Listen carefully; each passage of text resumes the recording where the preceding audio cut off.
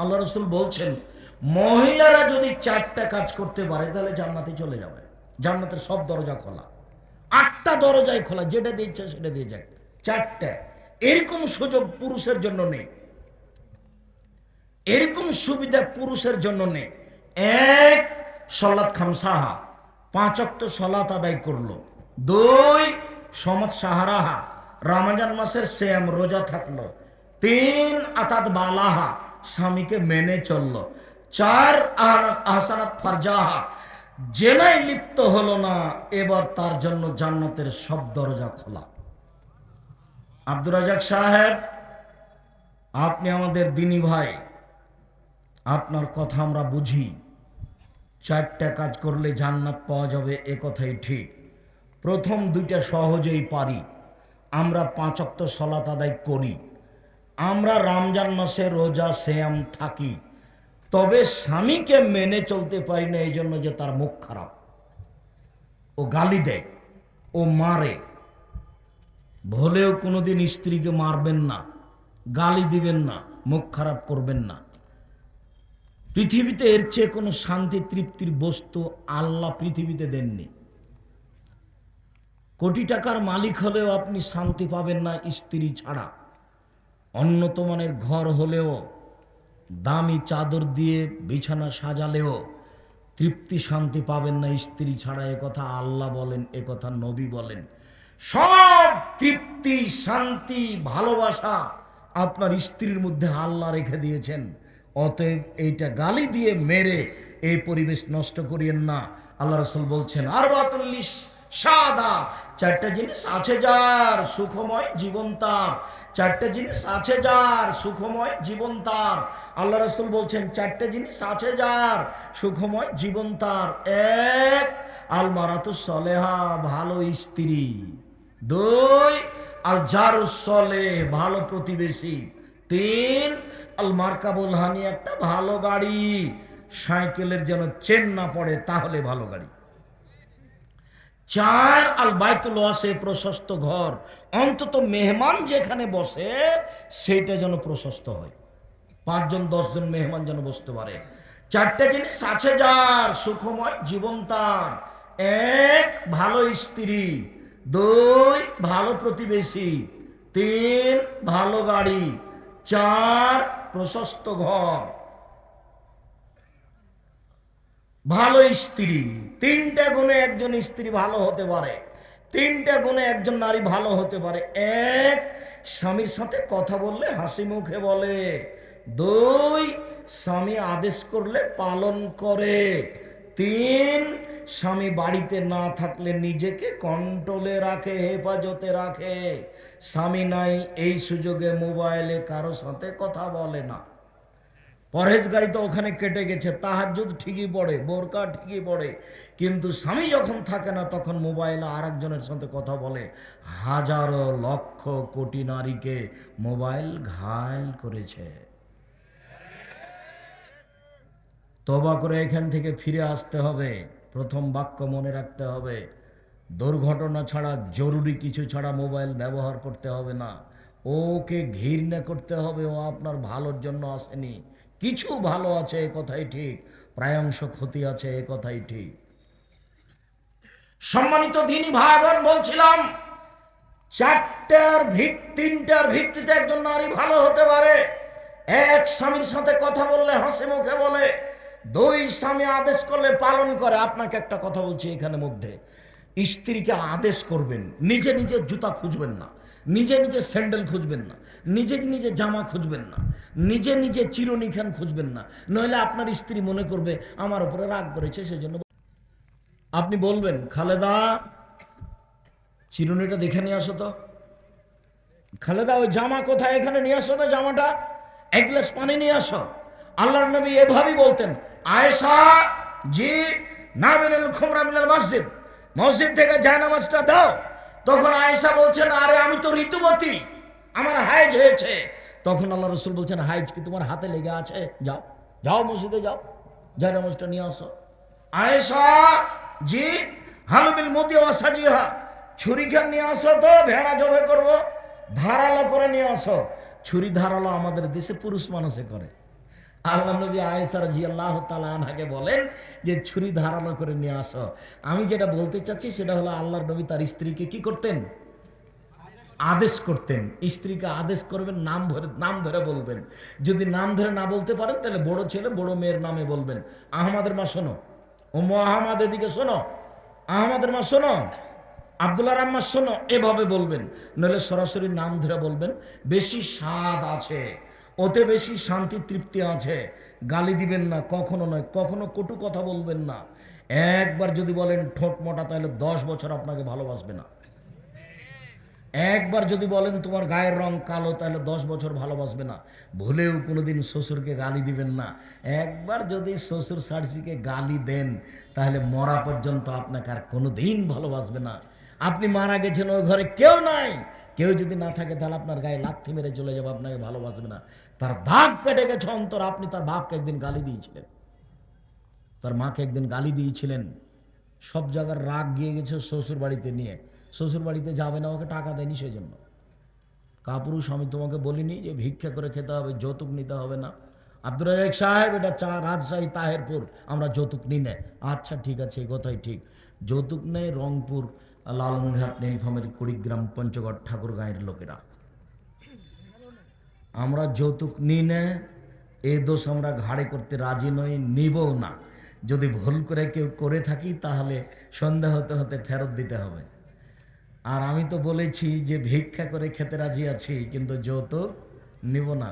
ওই টাকা দিয়ে চাউল কিনে ভাত খেয়ে ইবাদত কবুল হবে না। যৌতুক নেয় যে তার মন ছোট হয়, মুখ ছোট হয়, অন্তর ছোট হয়, তার সব কিছু দুর্বল হয়ে যে দেখো তোমরা বাপ বেটা কিন্তু নিচু হয়ে আছে মুখ তোমাদের, তাই না? তোমরা বাপ বেটা টাকা নিয়েছ, বেটা টাকা নিয়েছো কেন? ভিক্ষা করে খাওয়া, ভিক্ষা করে খাওয়া কেন?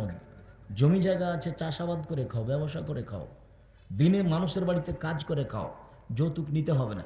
সম্মানিত দিনী বোন, আপনারা শোনেন, 4টা কাজ করলে জান্নাতের সব দরজা খোলা। 1, 5 ওয়াক্ত সালাত, 2, রমজান মাসে সিয়াম, 3, স্বামীকে মেনে চলা। তিতা লাগলেও মিঠা লাগলেও আপনার স্বামী আপনাকে গালি দেয়, এ কথাই ঠিক। আপনার স্বামী আপনাকে মারে, এ কথাই ঠিক। এরপরে আমি আপনার দিনী ভাই, আপনাকে আমি অনুরোধ জানাচ্ছি, আপনি স্বামীর সাথে কথা বলেন, কষ্ট হলেও তাকে মেনে চলেন, এটাই ভালো হবে। আপনি কথা বন্ধ করে আছেন 1 সপ্তাহ থেকে, 15 দিন থেকে, 1 মাস থেকে, 1 গ্লাস পানি চাইলে পানি নিয়ে সামনে থ্যাকস করে রেখে চলে যান, এটা হবে না। খাওয়ার আপনি মেয়ের হাত দিয়ে পাঠান, ছেলের হাত দিয়ে পাঠান, বোমার হাত দিয়ে পাঠান, আপনি নিচে যান না, আপনার ইবাদত কবুল হবে না, এই কথা আল্লাহর নবী বলেছেন। অতএব আপনি খোলা তালাক করে ভিন্ন হয়ে যান, আর না হলে কষ্ট হলেও তার সাথে চলেন। আমি আপনার দিনী ভাই আপনাকে কষ্ট করে চলার জন্য অনুরোধ জানাচ্ছি। এই সংসার ত্যাগ করে আর এক জায়গাতে গেলে সেইটা ভালো হবে এটা বলা যায় না। অতএব স্বামীকে মেনে চলুন, তিতা লাগলেও মিঠা লাগলেও। 4, জেনায় লিপ্ত হবেন না। আব্দুর রাজ্জাক সাহেব, ছাত্রী জীবনে জেনা ঘটে গেছে, এখন কি করব বলেন? আজ থেকে আপনি জেনা বন্ধ করেন, মোবাইলে কথা বন্ধ করেন, জান্নাতুল মাওয়া পাওয়া যাবে।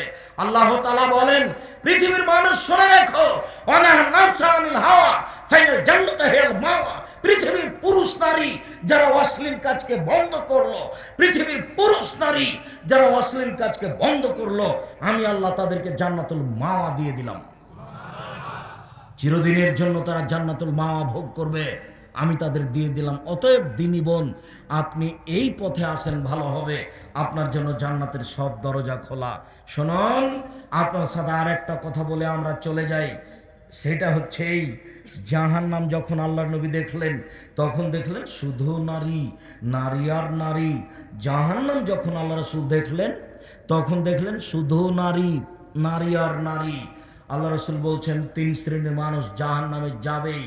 1, মদমিনুল খামর, যারা নিয়মিত বিড়ি, তামাক, জর্দা, সিগারেট, গুল, নেশাদার দ্রব্য খায়, পান করে, তারা জাহান্নামে যাবে।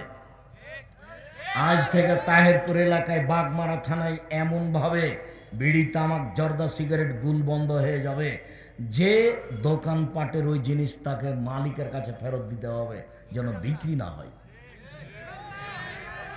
আর তুমি যদি এই কথার পরেও বাড়িতে গিয়ে খাওয়া শুরু করো, তাহলে তখন মনে করবে আমি মনে হয় গরু। আমি বুঝেও বুঝিনি। আব্দুর রাজ্জাক সাহেব কৃষকের ছেলে, ও যখন গরু চড়াতো মাঠে, তখন গরু যখন ধানের খেতে যেত তখন বলতো থেমে গেছে, তো একটু পরে আবার যাচ্ছে, তার মানে বুঝেও বুঝেনি। তাই তো গরু, আমি তো বুঝলাম যে সিগারেট খাওয়া যাবে না, তারপরেও খাচ্ছি, তাহলে কি আমিও গরু? আল্লাহ বলছেন হ্যাঁ তুমি গরু নও, তবে গরুর মতো। কেন? গরু কোনোদিনই বন্ধ করতে পারবে না যাওয়া, তুমি ইচ্ছা করলে কি করতে পারো? বন্ধ করতে পারো। কথা বুঝাতে পারিনি মনে হয়। আল্লাহ মানুষকে গরু বলেননি, বলেছেন গরু ছাগলের মতো, কুকুর শ্রীগালের মতো। কেন? কুকুর শ্রীগাল এই খারাপ কাজটা কখনো বন্ধ করতে পারবে না, আর মানুষ ইচ্ছা করলে পারবে। তাই আল্লাহ বলছেন ও কুকুর শ্রীগালের মতো, গরু ছাগলের মতো। ভালো হওয়া যাল, বরং তার চেয়ে খারাপ। আব্দুর রাজ্জাক সাহেব, তার চেয়ে খারাপ কে? তার চেয়ে খারাপ তোমার বাপ। এইটা কিভাবে? আপনি কষ্ট দিয়েন না, আপনাকে অনেক ভালোবাসি। আমার বাপ কিভাবে হলো? তোমার দাদা মারা গেছে 3 বছর হলো, এখন পর্যন্ত তোমার বাপ এই জমি ভোগ করছে, তোমার ফুফুকে দেয়নি। তুমি বলো বা তোমার বাপ বলুক যে তোমার দাদা মরার পরে জমি তোমার বাপ সকালে নিবে আর তোমার ফুফু বিকেলে নিবে, এরকম কিনা একসাথে? তাহিরপুরের একটা লোক গবেষণা করছে, তো এর উপরে অংশসূত্রের উপরে গবেষণা করছে, কে যে তা আমার জানি না। তো ও আমার কাছে গেছে, বলছে আপনার পরীক্ষা নিতে এসেছি। তো আমি অবাক হয়ে গেলাম, বাপ সুবহানাল্লাহ, পরীক্ষা নিতে এসেছি, কি ব্যাপার, কি পরীক্ষা নেবেন আপনি? তো কয়েকটা জিজ্ঞাসা করার পরে বলছে যে আপনার বাপ বেঁচে আছেন না মারা গেছে? বলে মারা গেছে। তা আপনার জমি জায়গার খবর কি? ভালো না, আমি আমার জমি জায়গা আমার বাপকে মাটি দিয়ে এসে আগে ভাগ করেছি, তারপর আমরা রাতে খেয়েছি। যদিও আমার ছোট ভাই জমি চিনে না, আমি একটু চিনি। আমরা জমি ভাগ করেছি মাত্র, আমরা দেখিনি, যাই না জমিতে। তবে জমি মাটি দিয়ে এসে ভাগ করেছি। আগামীকাল সন্ধ্যা হতে হতে আপনি আপনার বোনকে জমি দিয়ে দিয়েন, নইলে আপনি মনে করিয়েন যে আমি কুকুর শ্রীগেলের চেয়ে খারাপ মানুষ। আর তোমাকে যুবক বলে যাচ্ছে, আর কোনোদিন জীবনে তুমি বিড়ি সিগারেট জর্দা গুল মুখে দিবা না। ওর বিক্রি বন্ধ হয়ে যাক, আল্লাহ রুজি ভিন্ন করে দিবে। ওও বিপদে, তুমিও বিপদে। 2, আর রাজা তুমিনা নিসায়ে, পুরুষের বেশধারী নারী, যারা পুরুষের জুতা স্যান্ডেল পরে, যারা পুরুষের শার্ট প্যান্ট পরে, যারা পুরুষের পোশাক পরে, তারা জান্নাতে যাবে না। পুরুষের পোশাক পরে যারা, তারা জান্নাতে যাবে না। কোনো মহিলা পুরুষের পোশাক পরতে পাবে না, জুতা স্যান্ডেল পরতে পাবে না, পুরুষের শার্ট প্যান্ট পরতে পাবে না। পুরুষের সারা পৃথিবীর মহিলা যদি পুরুষের পোশাক পরে, সারা পৃথিবীর মহিলাই জাহান্নামে যাবে। রাসূল সাল্লাল্লাহু আলাইহি সাল্লাম যা বলেছেন, তাহাজ্জুদ পড়ে জান্নাত কিনতে পারে না মানুষ আল্লাহ রাসূলকে অপমান করে। 3 অদায়ুস আল্লাযী কুরফিয়াল খাবাসা, যে তার বাড়িতে বেহায়ার সুযোগ দিয়েছে, এই জাহান্নামে যাবে, তার নাম দায়ুস। শুনুন, যে লোকের মেয়েরা নগ্ন হয়ে স্কুল কলেজে যায় সে হচ্ছে দায়ুস। যে লোকের স্ত্রী রাজশাহী বাজারে চলে যায়, তাহিরপুর বাজারে চলে যায় জিনিস কিনতে, নগ্ন হয়ে দিন রাত ধাক্কা খেয়ে ঘুরে আসে, এ লোক হচ্ছে দায়ুস। আর আপনাকে বলছে, আপনি মহিলা মানুষ, আপনি কেনই বা ফ্যাশন বোরকা পরে আছেন? আপনার কেন একটু লজ্জাবোধ হয় না? আপনার কেন একটু ইতস্তবোধ হয় না? আপনার একটু কেন হায়াবোধ হয় না? আপনি কেন ফ্যাশন বোরকা পরবেন? আপনি কেন মাথার চুল খুলে জাতিকে দেখাবেন? এমনি তো সালাত আদায় করেন না, এটা একটা পাপ। আবার হাজারো লাখো পুরুষকে নিজেকে দেখে ওদেরকে জাহান্নামে ঠেলে দিচ্ছেন, আর আপনি নিজেকে মনে করছেন শিক্ষিতা। ভুল হিসাব আপনি এটা করিয়েন না, জাতিকে কবর দিয়ে নিজেকে ভালো মনে করিয়েন না। ভুল সিদ্ধান্ত, আপনার কারণে কোটি কোটি পুরুষ জাহান্নামের পথ বাছাই করে নিয়েছে। অতএব আপনি সাবধান হয়ে যান, দায়ুস জান্নাতে যাবে না। শুনুন আর একটি কথা, রাসূল সাল্লাল্লাহু আলাইহি ওয়াসাল্লাম বলছেন, সিনফানি মিন আহলিন নার, পৃথিবীর মানুষ মনে রেখো, 2 শ্রেণীর মানুষ আছে, ওরা জাহান্নামে যাবে, আমি তাদের দেখিনি। 2 শ্রেণীর মানুষ আছে, ওরা জাহান্নামে যাবে, আমি তাদের দেখিনি। 2 শ্রেণীর মানুষ আছে, ওরা জাহান্নামে যাবে, আমি তাদের দেখিনি। কওমুন মাহুম সিয়াতুন, এক শ্রেণীর মানুষ, তাদের হাতে থাকবে লাঠি, কাজনাবিল বাকারে, গাভীর লেজের মতো, একদিক মোটা একদিক চিকন। লাঠির একদিক মোটা একদিক চিকন, এদের নাশ তারা দিয়ে মানুষকে মারবে। এরকম লাঠি থাকে প্রশাসনের হাতে, এরকম লাঠি থাকে যারা কলেজ বিশ্ববিদ্যালয়ে দল করে তাদের হাতে থাকে, এরকম লাঠি যারা নির্বাচন করে দলীয় দাপট দেখে আর একজনকে ঘায়ল করে তাদের হাতে থাকে। রাসূল সাল্লাল্লাহু আলাইহি সাল্লাম বলছেন, যারা এই লাঠি দিয়ে মানুষকে মারে ওরা জান্নাতে যাবে না। 2 নিসাউন, মহিলা, কাছে এতন কাপড় পরে থাকে আর এতন উলঙ্গ। কাপড় পরে মানুষ যে উলঙ্গ হয় তা আল্লাহ রাসূল নিজে বলছেন, আমি কোনোদিন শাড়ি পরা হারাম বলিনি, শাড়ি পরা জায়েজ বলেছি। আমি বলেছি যে আপনি সালোয়ার কামিজ মেক্সি চাদর পরেন, এটা ভালো হবে। শাড়ি যদি পরেন তাহলে 2 ছাড়ের ব্লাউজ পরেন, এই কথা আমি বলেছি। যার হাত হবে কবজি পর্যন্ত, নিচের দিক কোমরের নিচে চলে যাবে। শাড়ি যদি পরেন তাহলে আপনাকে মোজা পরতে হবে, কেননা আপনি শাড়ি পরে যদি অটোতে উঠেন তাহলে হাঁটু পর্যন্ত পা খুলে যাবে। অতএব শাড়ি পরতে পারেন, আমি না করিনি, তবে সালোয়ার কাজ মেক্সি চাদর পরা ভালো হবে। মহিলা কাপড় পরে থাকে উলঙ্গ অবস্থায়, তারা পুরুষকে নিজের দিকে আকৃষ্ট করে, ওরা পুরুষের দিকে আকৃষ্ট হয়। লায়াত খোলার জান্নাত, ওরা জান্নাতে যাবে না, জান্নাতে তো যাবে না, যাবেই না। ওলা ইয়াজিদনা রিহাহা, ওরা জান্নাতের গন্ধ পাবে না। ফাইনা রিহা লা তুজাদু মিন মাসিরাতে কাদা ওয়া কাদা, যেই জান্নাতের গন্ধ 1 বছরের দূরত্ব পথ থেকে পাওয়া যায়, মহিলারা এই জান্নাতের গন্ধ পাবে না। জাহান্নাম বলতে নারী আর নারী, জাহান্নাম বলতে নারী আর নারী, জাহান্নাম বলতে নারী আর নারী। আপনার স্বামী আছে, ওকে বাজারে পাঠান। আপনার ছেলে আছে, ওকে বাজারে পাঠান। আপনার দেবর ভাসুর আছে, সেই বাজারে যাক। আপনার বাপ চাচা আছে, সেই বাজারে যাক। আপনি এভাবে বাজারে গিয়ে পরকালকে ধ্বংস করিয়েন না। স্বামী, দেবর ভাসুর, ছেলে যা কিনে নিয়ে এসেছে তাতে আপনি সন্তুষ্ট হয়ে যাবেন। যাহাই আনিয়েছেন তাহাতে রাজি, আমি নিজে থেকে কিছু বলতে রাজি নই। অভিমান বলে কোনো জিনিস রাখিনি, অভিমান ভালো নয়। স্বামী একটা কাপড় নিয়ে এসেছে, তখন কাপড়ে হাত দিয়ে ছুঁড়ে মেরেছে, হ্যাঁ আমি এই কাপড় আনতে পেরেছি, আমি বলেছিলাম ভালো কাপড় নিয়ে আসিও, তার নাম অভিমান। তখনও রাগ করে বলবে তুই যা কাল।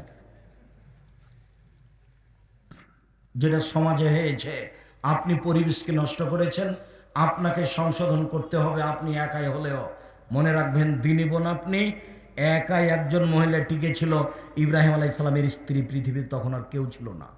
একজন মানুষ যদি একাই নিজেকে টিকিয়ে রাখতে পারে তাহলে আপনি 5 জনকে দেখে ভেসে যাবেন না, নিজেকে রক্ষা করার চেষ্টা করুন। উমামা বাহিনী রাদিয়াল্লাহু তাআলা আনহু বলেন, রাসূল সাল্লাল্লাহু আলাইহি সাল্লামকে বললেন, আল্লাহর নবী মরনি বে আমালিন, একটা আমলের কথা বলেন তো আল্লাহর নবী, করলে আমি জান্নাতে চলে যাব। তখন আল্লাহ রাসূল বলেছেন, শোনো শোনো শোনো, আলাইকা বিসম ফাইনুল্লাহ মিসলালাহু, তুমি সিয়াম পালন করো, তুমি নফল রোজা থাকো। ইবাদতের জগতে সিয়ামের সমপর্যায়ের কোনো ইবাদত নেই। মনে রেখো, তুমি নফল সিয়াম থাকো, ইবাদতের জগতে সিয়ামের দৃষ্টান্ত কোনো ইবাদত নেই। সাহল ইবনে সাদ রাদিয়াল্লাহু তাআলা আনহু বলেন, রাসূল সাল্লাল্লাহু আলাইহি সাল্লাম বলেছেন, ফিল জান্নাত সামানি আবওয়াব, জান্নাতের 8টি দরজা রয়েছে। জান্নাত 1টি দরজা 8টি, জাহান্নামে 1টি দরজা 7টি। জান্নাত 1টি দরজা 8টি, জান্নাতের 8টি দরজা রয়েছে, তার একটির নাম হচ্ছে রায়ান। আল্লাহ রাসূল বলেন, যখন মানুষ জান্নাতে যাবে তখন দরজা থেকে ফেরেশতারা ডাকবেন, সালাত আদায়ের জন্য একটা দরজা আছে।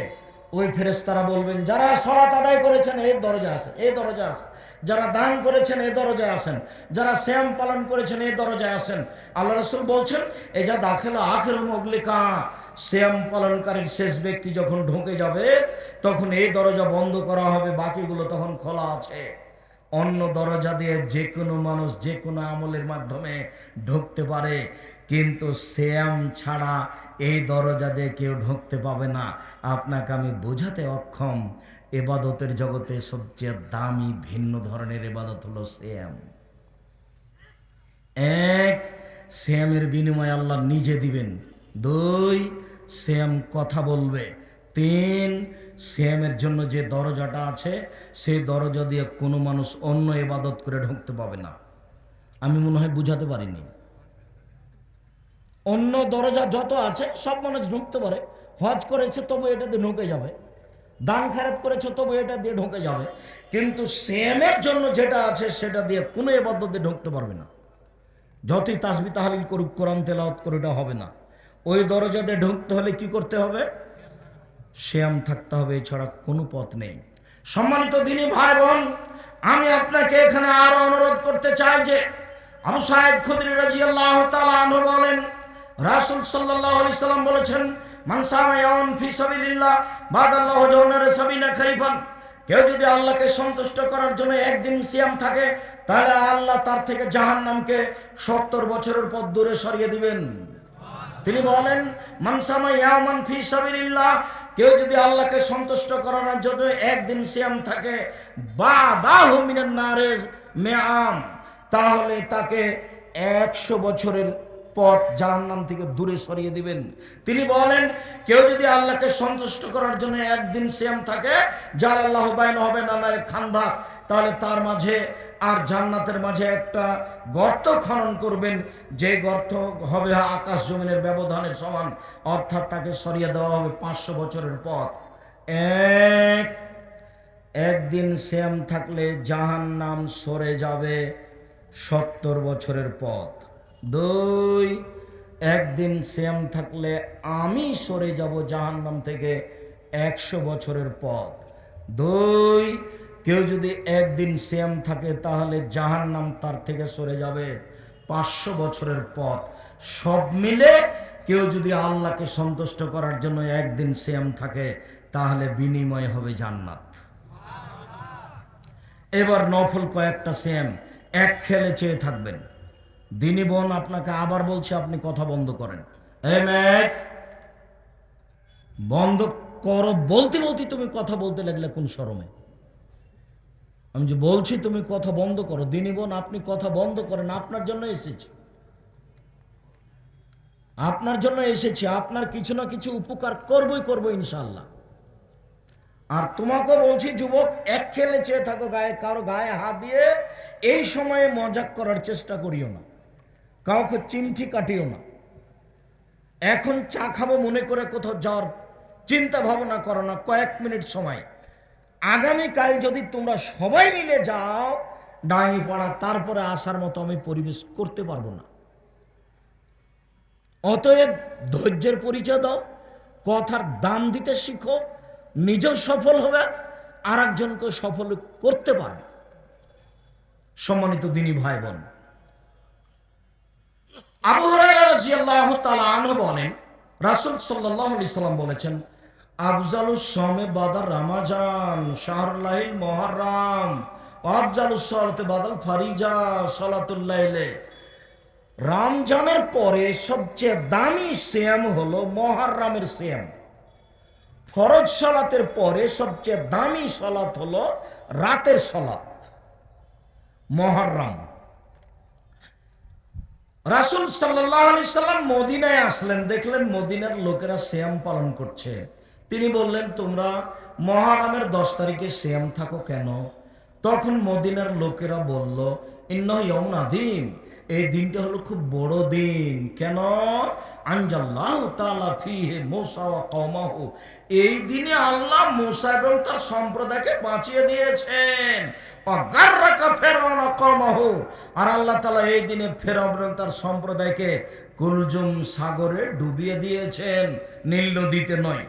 এই দিনে আল্লাহ ফিরআউনকে এবং তার সম্প্রদায়কে কুলজুম সাগরে ডুবিয়ে দিয়েছেন।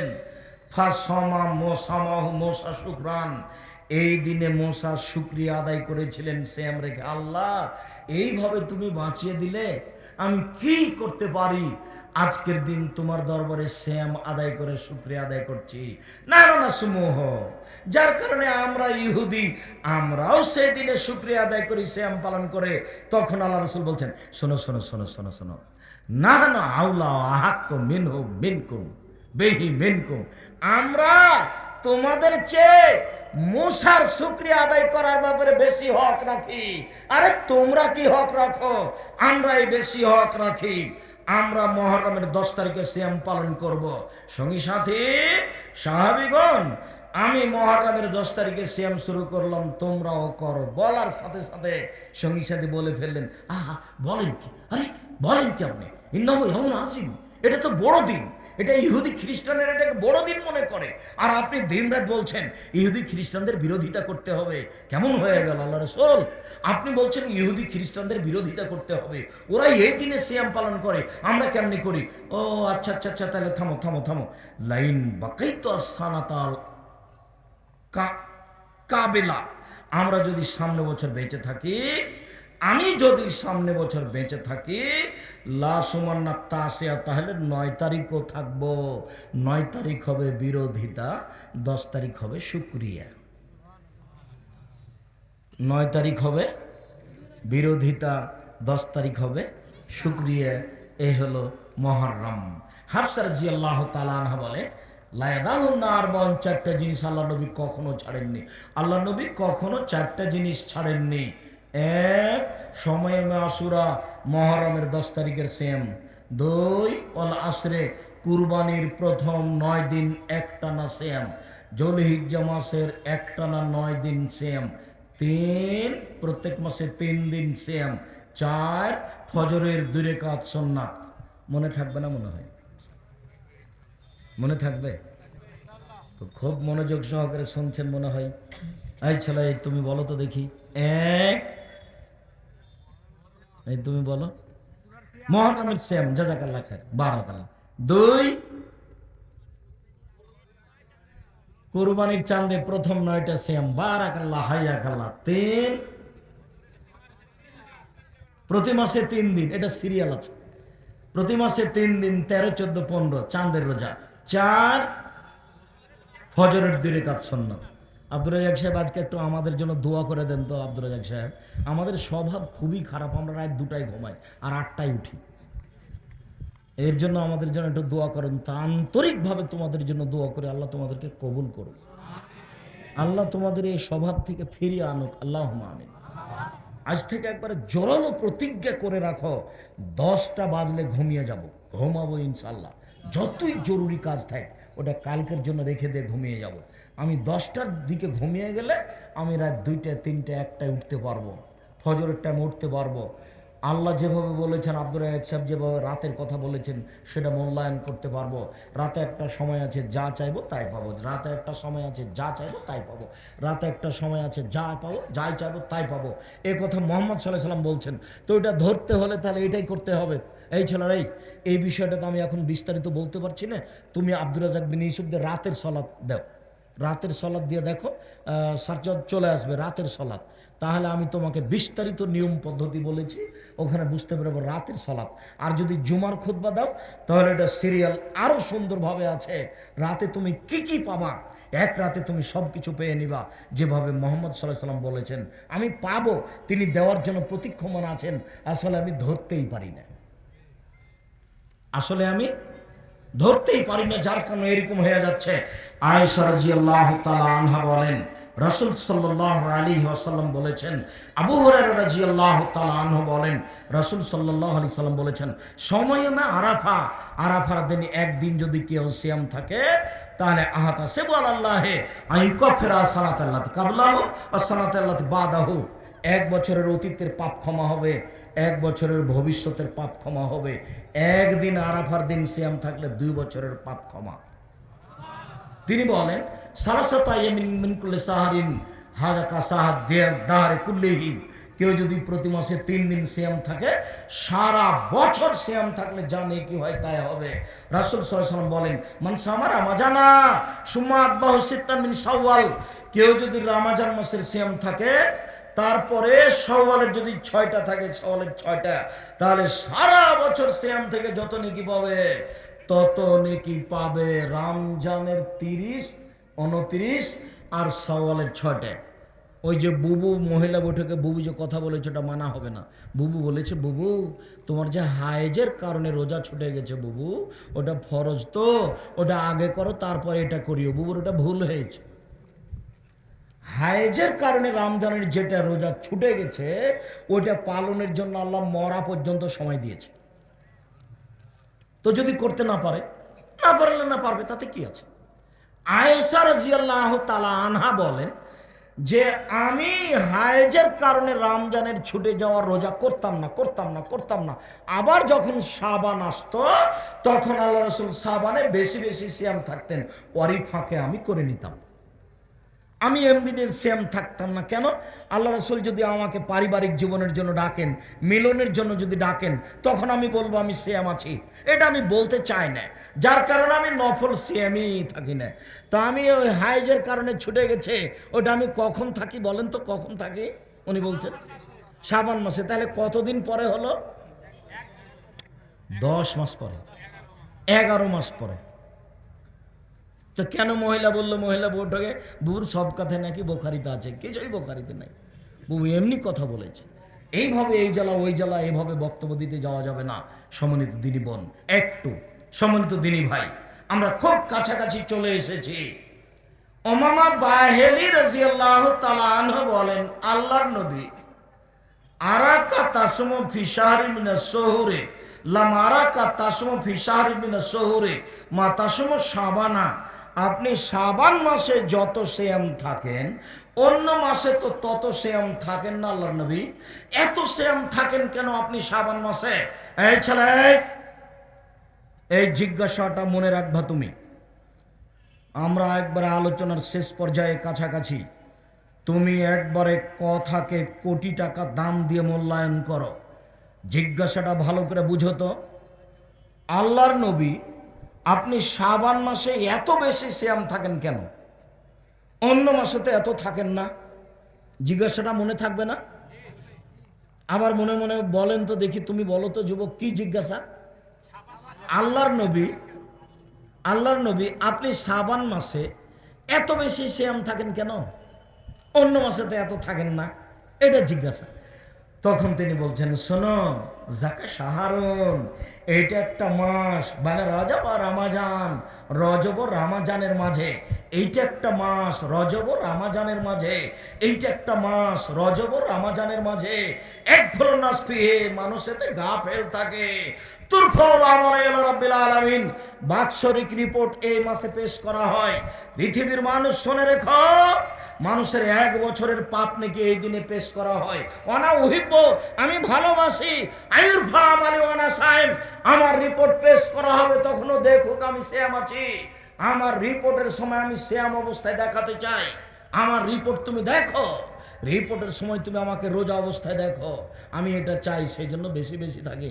আমি তো জানি না সেই দিন কোন দিন, কিভাবে ভারত বাংলাদেশ পাকিস্তানের হুজুরেরা জেনে নিল সেদিন 15ই শাবান। তাই তারা কলকারখানা, কোর্ট কাছারি, অফিস আদালত, শিক্ষা প্রতিষ্ঠান সব কিছু বন্ধ করে 15ই শাবানে সিয়াম থাকে। দিনী ভাই বোন, আপনি মনে কষ্ট নিয়েন না, এই সিদ্ধান্ত ঠিক নয়। আল্লাহর নবী ধরার জন্য এক টানা 15 দিন সিয়াম থাকতেন। কিভাবে? এক টানা 15 দিন সিয়াম থাকতেন। আপনি এইভাবে সিয়াম থাকার চেষ্টা করেন, আপনি ভালো ফল ভোগ করতে পারবেন ইনশাআল্লাহ। সিয়ামের বিনিময়ে জান্নাত হবে ইনশাআল্লাহ। সম্মানিত দিনী ভাই বোন, আপনাদেরকে 5 ওয়াক্ত সালাত আদায় করার অনুরোধ জানিয়ে, বিশেষভাবে রমজান মাসের সিয়ামের জন্য প্রস্তুতি নেবেন, শাবান মাসে বেশি বেশি সিয়াম পালন করার অনুরোধ জানিয়ে, হালাল রুজি খাওয়ার অনুরোধ জানিয়ে বলছি যে আগামীকাল পরশু এই 2 দিন জামিয়া সালাফিয়া রূপগঞ্জ নারায়ণগঞ্জের সম্মেলন। আগামীকাল এবং পরশু জামিয়া সালাফিয়া রূপগঞ্জ নারায়ণগঞ্জের সম্মেলন। দেশের দেশ বিদেশের সব আলেম ওলামা থাকবেন, আপনারা সেই দিন আসেন। আর ওই মাসিক আল ইতেসাম পত্রিকা আছে, আব্দুল্লাহ আপনাদের অনেক প্রিয় মানুষ, আব্দুল্লাহর মিন্নাতুল বাড়ি আছে। কোথায় আছে? গেটের সামনে আছে। সবাই ওখানে যান। কে বড় লাভবান, কে বড় ক্ষতিগ্রস্ত, আদর্শ নারী, আদর্শ পরিবার।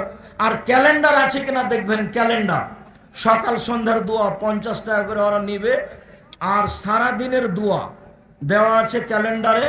বইগুলি সংগ্রহ করবেন সবাই, বিশেষভাবে মাসিক আল ইতেসাম পত্রিকা। সম্মানিত দিনী ভাই বোন, দূর দূরান্ত থেকে এসে অনেক বড় সম্মেলন আপনারা বাস্তবায়ন করার চেষ্টা করেছেন, সফল করার চেষ্টা করেছেন। আমি খাক স্যার আপনার দলের জন্য দোয়া করি, আল্লাহ যেন আপনাদেরকে এর বিনিময়ে যা যায় খায়ের দান করেন। প্রশাসন যারা সহযোগিতা করেছে তাদের জন্য আন্তরিকভাবে দোয়া করি। প্রশাসনের লোকের প্রতি আল্লাহ তুমি বিশেষ দয়া করো, তুমি